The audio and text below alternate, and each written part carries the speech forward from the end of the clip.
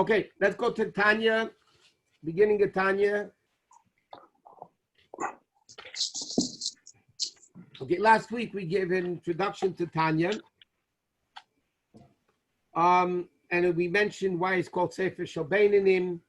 And again, in some of the English Tanyas is page 2 at the bottom, page Hey on top, the first parak of Tanya. Okay, Alter Rebbe begins Tanya with seemingly it was called the Braisa. Tanya b'Seif Parak Gimel Denida. It says a Braisa at the end of the third parak of the Gemara Nida, Traktik Nida. Mashpiyan Eisei Tihi Tzadik Val Tirasha. The Gemara over there says like this: before a person is about to be born, before a baby is born, the neshama is given an oath.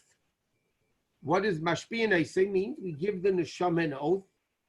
Tihi Tzadik Va'al Tihi Rasha. You should be a tzaddik, and you should be a tzaddik, and you shouldn't be a rasha. And he continues, Afilu kol ha'elam kulei emem lach tzaddikat. Even if the whole world tells you you're a tzaddik, this is part 2 of this oath. Hayei beinecha karasha, in your own eyes, you should appear to yourself as if you were wicked. This is the simple meaning of the Gemara. So the Gemara says, at the end of the third parak of Nida, Mashpiyan Eisei Ti Tzadik Val Tirasha. Okay, you should be a tzaddik, not a rasha. And we give it an oath, you should be a tzaddik and not a rasha. Now this Braisa, Tanya means a Braisa, and the whole book is called Tanya because of it. In the Gemara, it doesn't say the word Tanya. In the Gemara, it says, Dorash Rav Simloi. Rav Simloi said the following statement, that before the neshama is born, we give it an oath that it should be a tzaddik and not a rasha. Why does Alter Rebbe pick the version of Tanya? So there's a number of reasons explained, but one reason is that the Rebbe brings down is there is a klipa, don't ask me what it means, but there's a klipa, an evil that exists by scholars that doesn't allow them to learn the secrets of Torah. There is such an evil concept that scholars have that doesn't want them to learn Pnimius HaTorah, the secrets of Torah. And that klipa is called Tanya. And therefore, the Alter Rebbe wanted to break that klipa of Tanya.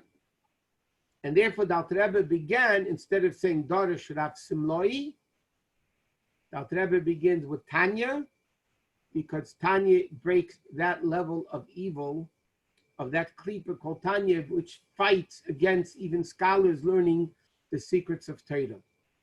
The word Tanya breaks it? The word Tanya is the name of the klipa. So by the Alter Rebbe starting the book with the name Tanya, the Alter Rebbe is breaking that power of that evil power that gives the person the ability to learn Pnimius HaTorah. Okay, so let me just learn a few more lines, and then I'm going to discuss this thing that we just learned. So the Alter Rebbe says, we need to understand. But Tanan in Mishnah Parak Beis of Avis, in ethics, says, Al tirasha b'fnei atzmach. Don't be a rasha in your own eyes. It's a contradiction. The Gemara at the end of the third parak of Nida that he just quoted, says, we give the neshama an oath, it should be a tzaddik and not a rasha. And then it says, even if everybody tells you you're a tzaddik, in your own eyes, you should be like a rasha, like somebody who's wicked. And yet in Pirkei Avos, it says, don't be a rasha in your own eyes. So it's a contradiction. But Bechlal, generally speaking, the Tzemach Tzedek asks a very interesting question over here, and what Alter Rebbe brings down the Tanya and what the Gemara says. The Gemara seems to say, we give him a shavua, we give the neshama an oath, be a tzaddik and not a rasha. So first of all, what's the redundancy? If you're a tzaddik, you're not a rasha. If you're not a rasha, you're a tzaddik. So why do we need to give him an oath, be a tzaddik and don't be a rasha? Automatically, if you're a tzaddik, you're not a rasha. And if you're not a rasha, seemingly automatically you're a tzaddik. So why does the Gemara have to say we give him both shvuas, the he tzaddik val ti rasha? And secondly, the Tzemach Tzedek asks, the whole thing doesn't make sense. Who's given this oath? The neshama? The neshama wants to be good. What's making it not be good? The Yetzer Hara and the body. The Nefesh Habamis and the Guf. So the question is, the Tzemach Tzedek asks, what is the purpose of giving this neshama an oath that it should be a tzaddik and not a rasha? It's not up to him. He wants to be the tzaddik. He's a chelek halakai. He's a part of Hashem. He's a neshama. It's the body. So what does it help giving the neshama an oath? Giving the neshama an oath that it should be a tzaddik. The Tzemach Tzedek explains the following. Mashbiim, the root of the word mashbiah, shavua, means an oath, is shin beis ayin. Shin beis ayin, which is the same root as the word sheva, which means 7.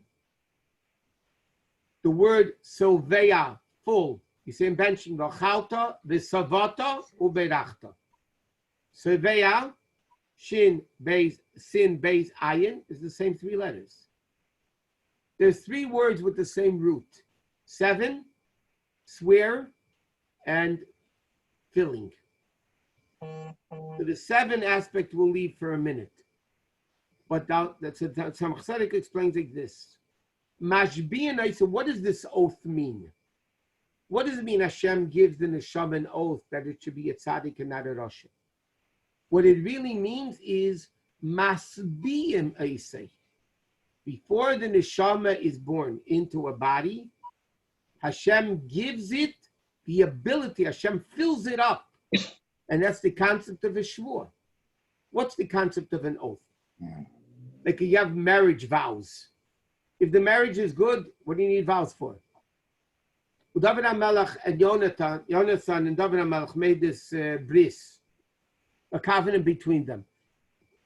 If you're friends, you don't need it. What does the covenant do? So it's explained even in Halach and Chassidus that a shavua means even when things are not good, even when things are not logically proper that you should be friends or be married or whatever it is. What's the shavua do? The oath, the vow, makes you work it out anyway. It doesn't make sense in seichel. It doesn't make sense emotionally. What's the concept of a shavua? Marriage vows, as they call them. What does that mean? That even though it logically doesn't make sense, we're tapping in to a deeper power within us, but the attitude is going to make it work. So the Tzemach Tzedek explains what the Gemara says, and this is what the Alter Rebbe is explaining here, because later on in Tanya, the Alter Rebbe explains this concept. Before the neshama comes into the world, Masbiyan Eisei, we give it the power to be tzaddik, that it should be a tzaddik, ba'al to be rasha and not to be a rasha. And the redundancy we'll explain in a different time. What's the redundancy? And the Alter Rebbe himself answers that later on in Tanya. He says you should try to be a tzaddik. And if you can't, based on what Tanya explains, don't be a rasha at least. What should you be? You should be a beinani. And that details we're going to learn later on when the Alter Rebbe explains the tzaddik, the beinani, and the rasha. Then we'll understand what the redundancy of the shvua. But Alter Rebbe is saying, Mashbiyan Eisei, before the neshama is born, we give it the ability that it could be a tzaddik and not to be a rasha. And then he says, even if everybody tells you you're a rasha, you're a tzaddik, in your own eyes, you should be considered like a rasha. Consider yourself a rasha. So the Alter Rebbe asks 2 questions. Number one, a contradiction, because in Pirkei Avos it says, don't be a rasha in your own eyes. And now he asks the logic. The gam, and also it doesn't make sense either.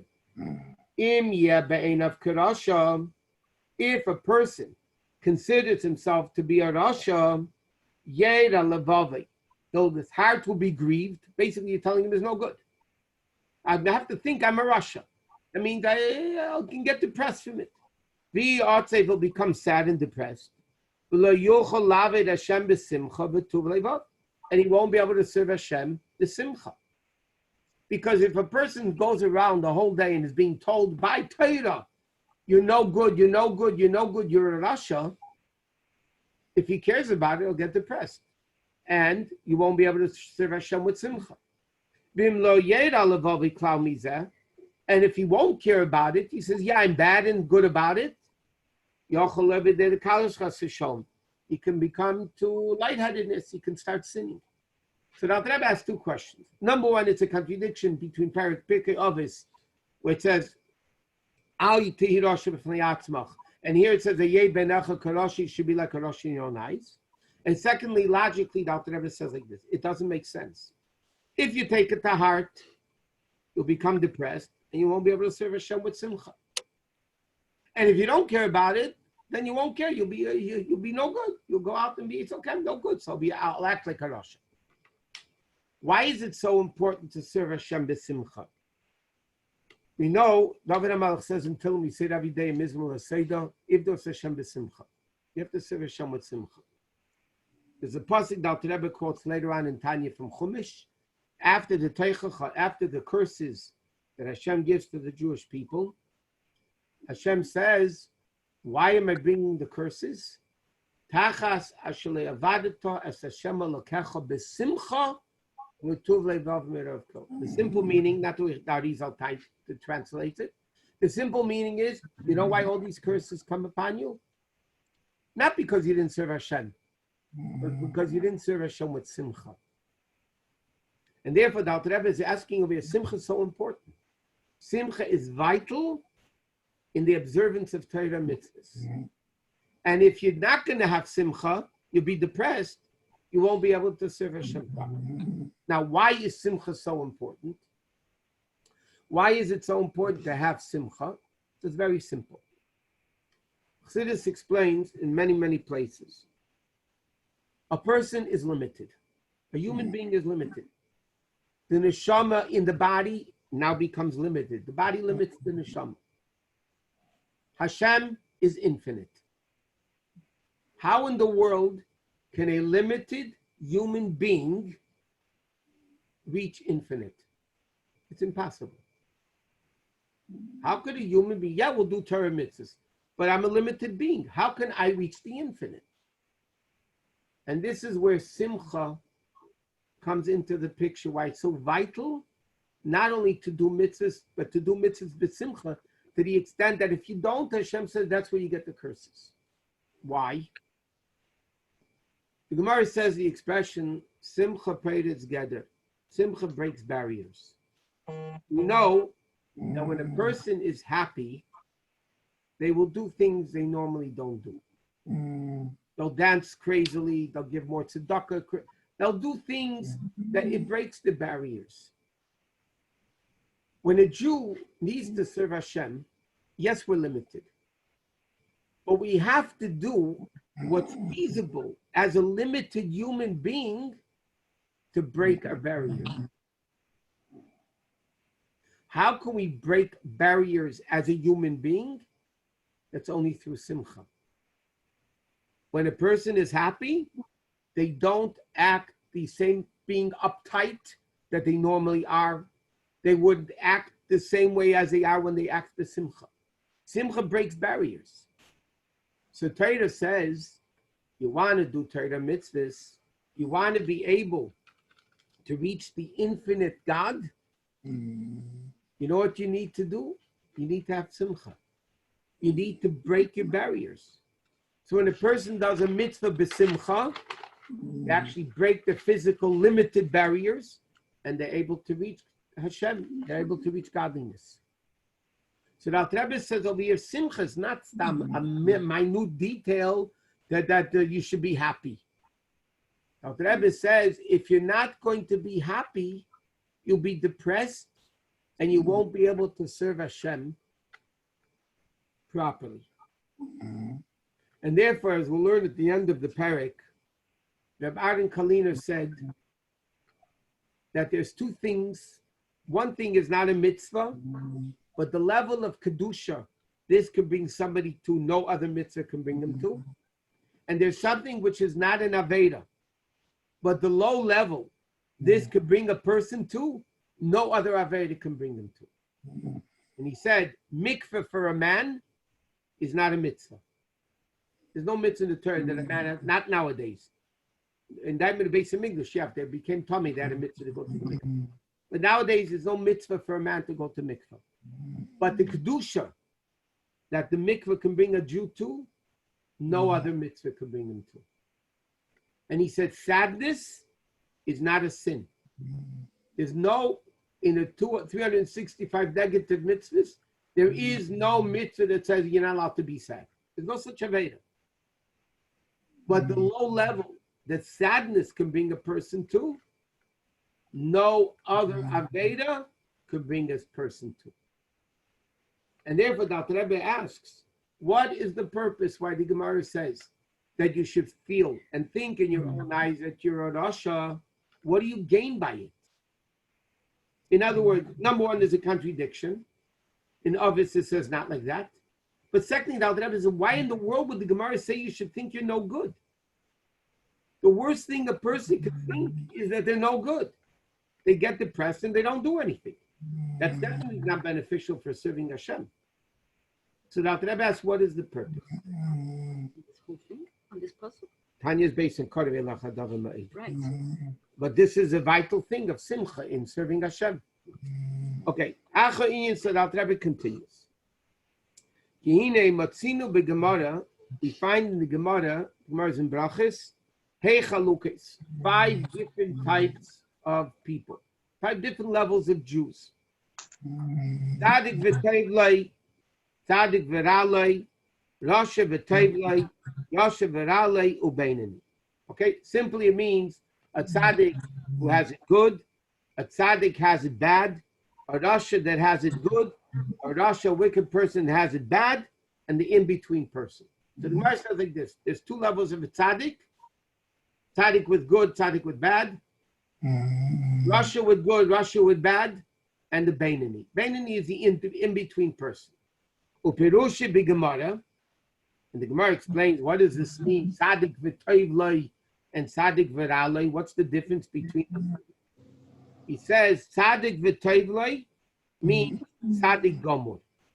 When it says it's tzaddik v'toivloi, it doesn't only mean that he has physically, it's good for him, and he's wealthy and healthy and wise and everything. No, the Gemara says it means a complete tzaddik. Tzaddik v'raloi, what is the tzaddik that has bad? It doesn't mean a tzaddik who suffers. That's another interpretation, but the Gemara doesn't say that. It means tzaddik she'enei gam, an incomplete tzaddik. Okay? So you have a complete tzaddik and an incomplete tzaddik. Self-understood, complete Rasha, incomplete Rasha. Well, Beraya Mehem the Parshas Mishpatim. Okay, Zayar, Raya Mehem is a part of Zayar. Parshas Mishpatim. He defines it a little bit. What does it mean? Tzaddik v'raloi. What does it mean? Tzaddik v'raloi. A tzaddik has a little bit of bad. It means shahara shaboy, the evil which is within him. Kafuf l'teiv is bottled and subjugated to the good. Okay? It's subservient to his good. So in other words, like this, based on the Zohar, it's a little bit different than the Gemara. Gemara says, tzaddik v'toivlei, a tzaddik that has it good, is a complete tzaddik. Tzaddik v'ralei is an incomplete tzaddik. The Zohar takes it as a deeper meaning of it. Tzaddik v'toivlei means he's completely good. Tzaddik v'ralei means, the Zohar says, he's a tzaddik. V'ra, he has a little bit of evil, but loi is completely subservient to him. The bad is completely subservient to the good. That's the Zohar. The Zohar says tzaddik v'ralei means tzaddik v'ra, that has evil, but it's light to him.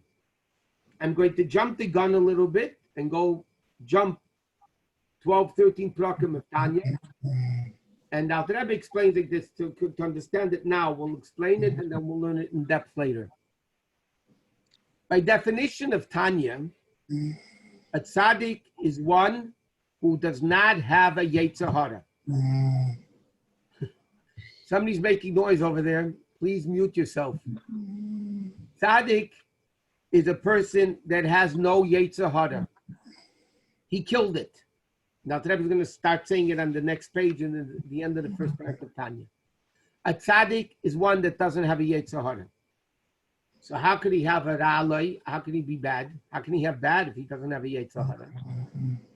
Because a tzaddik gomur, the complete tzaddik, tzaddik v'toivloi, means one who transformed. Not only did he kill it, he transformed the evil into good.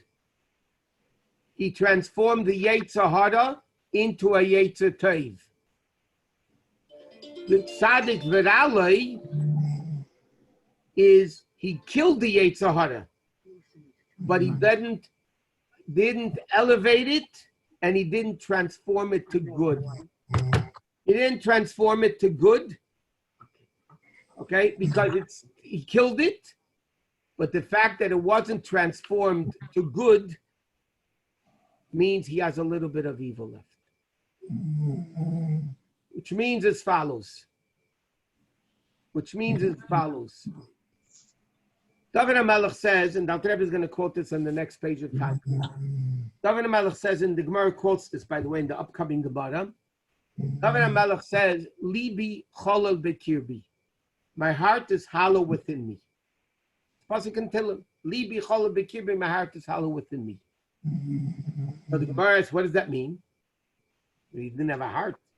Gemara says, She'en lo yetzer hara ki hargu b'tainis. What it means is he didn't have a yetzer hara because he killed it by fasting. David HaMelech, and therefore he says, Libi cholol bekirbi. He didn't have a yetzer hara. So how many souls did he have? Only one. By Avram Avinu, we read in Vayivarach David, Umatzasa es levavoi nemon lefanecha.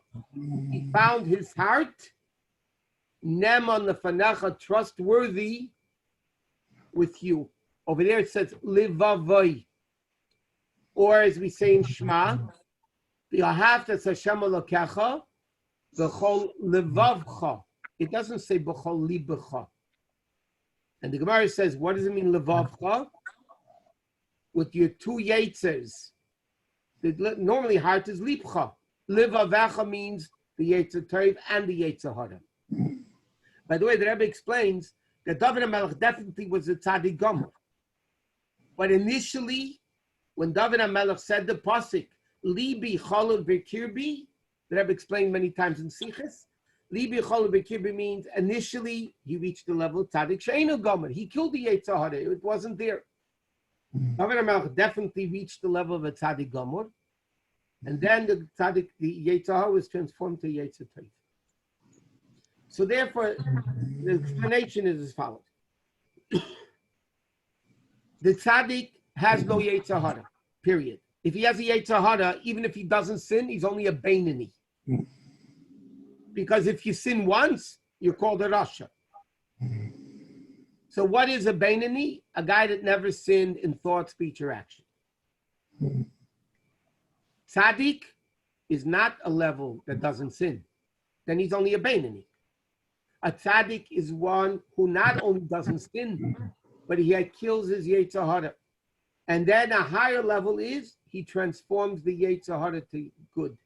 Now, why is the guy that kills his yetzer hara only tzaddik she'eino gomer?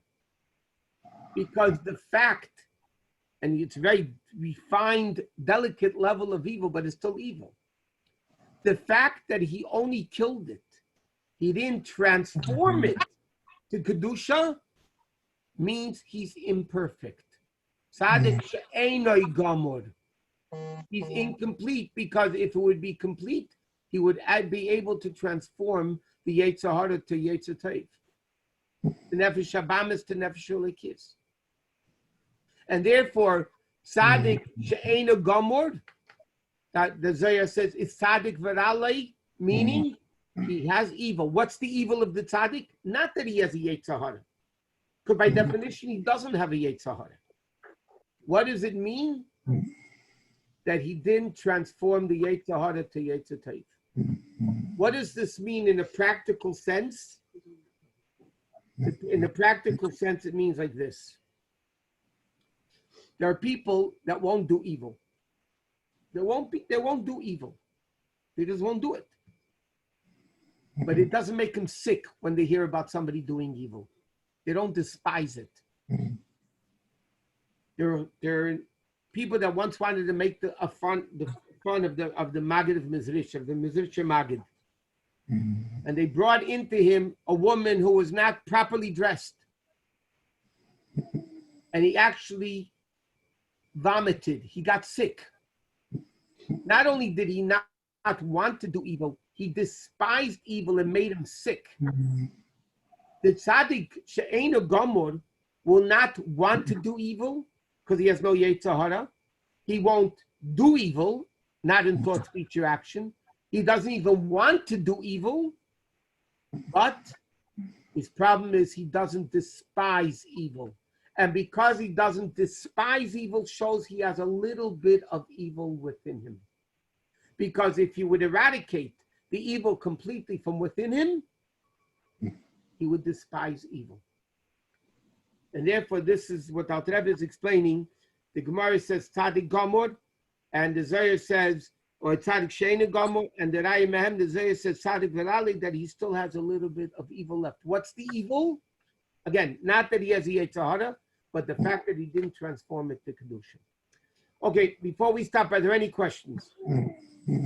Yeah, Rabbi, that means nowadays to be a Benoni means to be a tzaddik.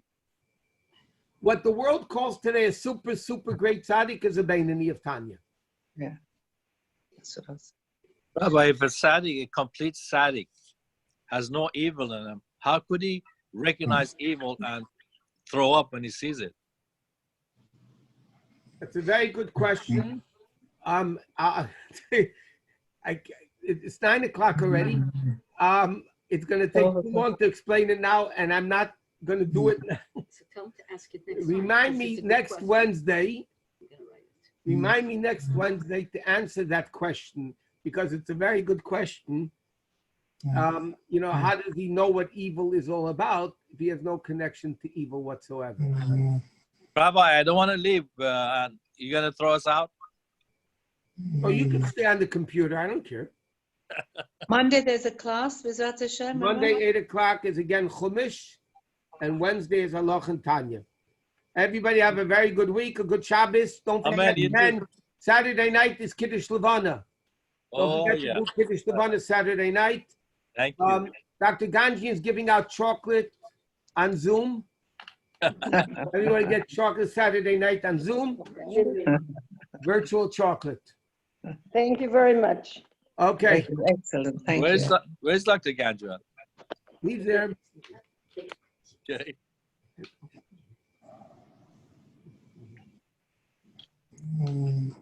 Okay. Good night. Good night, everybody. Thank you, Rabbi. Take care. Thank you. Excellent. Thank you. Thank you. Thank you, Rabbi. Worth staying up for. Worth staying up. It blew my mind. Blew my mind. Einod. Einod. Celia, hi, Sarah. Hi, how are you doing? Great to see you. Yeah, it's worth staying up to midnight. Should be proud of yourself. Yehudis, you made it. I did. I didn't forget, Rabbi. Okay. I never do. Thank you. Okay. Okay, everybody, have a good night. Don't forget to daven Ma'ariv and do Sfira. Okay. Sagzum. Mine. Bye. Bye, Celia. Bye, guys. Good to see you, Celia. Good to see everybody. Nice to